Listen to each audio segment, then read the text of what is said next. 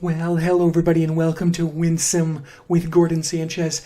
It's so exciting to be able to talk to you. I have been wanting to start a podcast, a show, a conversation really is what this is. I've been wanting to do that for a long time. What's gotten in the way is that I haven't started it, but now I am. So welcome to Winsome with Gordon Sanchez. For our first episode, I think it would be great to sort of define what winsome means. So what does the word winsome actually mean? Well, it's a good question.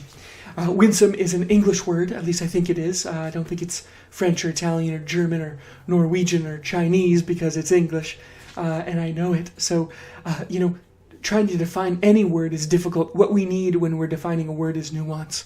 It's sort of like the word love. Remember that the Greeks had 17 different versions of the word love, and you can use different ones when you want to get a passage to say a particular thing in the Bible. But winsome is sort of one of those words. What does it mean? Well, what do you feel like it means? What does you want it to mean? It has one meaning, okay? And what that is it means to behave or speak or act or think in such a way that you're doing so winsomely.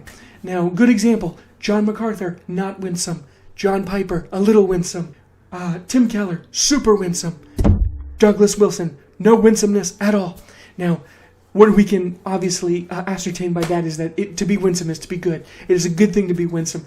And when we're engaging with culture, we want to aim for winsomeness. We want to try to make sure that whether it is someone from a different faith, whether it's somebody that we disagree with or within the body, that when they walk away, they don't necessarily agree with us, but they do know that we are a winsome person, and that we behaved winsomely, and that we gave winsome arguments. And that is really what we're shooting for as Christians.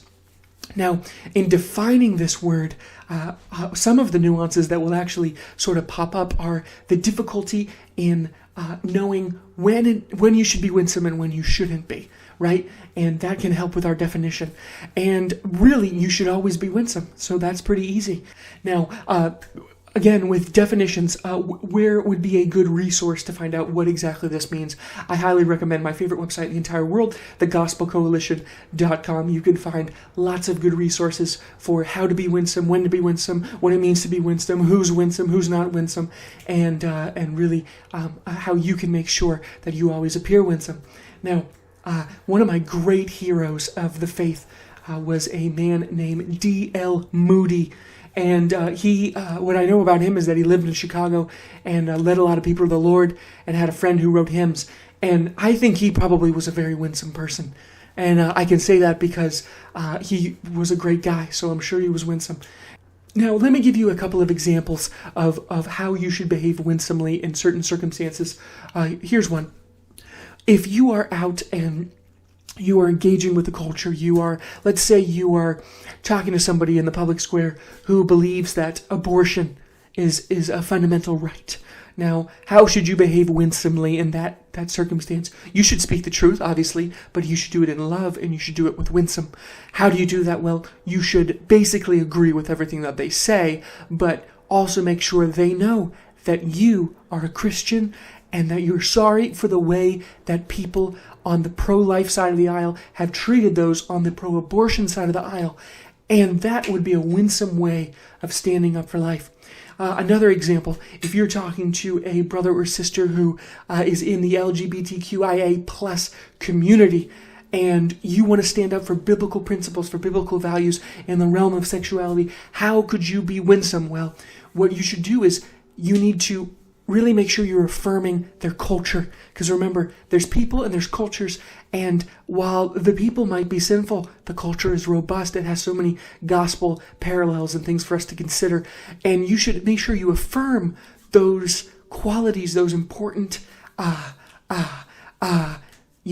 those important contributing aspects to the culture at large that we find in the LGBTQIA plus community. So make sure you affirm those things, and then make sure that they know that you're a Christian and you're sorry for the way that Christians have treated people in the LGBTQIA plus community over the past 2,000 years or so.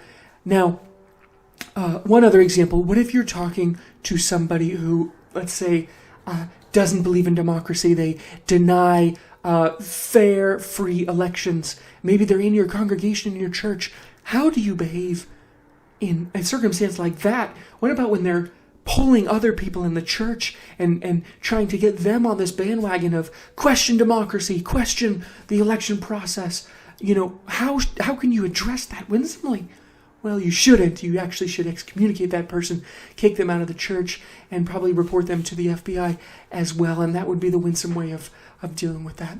I hope that helps. It's really good to be able to come to you. These will be sort of brief, snapshots of how to walk in a winsome way, how Christians should engage with culture and the world and the church and the people in the church, the people out of the church, and people in the LGBTQIA plus community. Well, it is great to talk to you. Gordon out.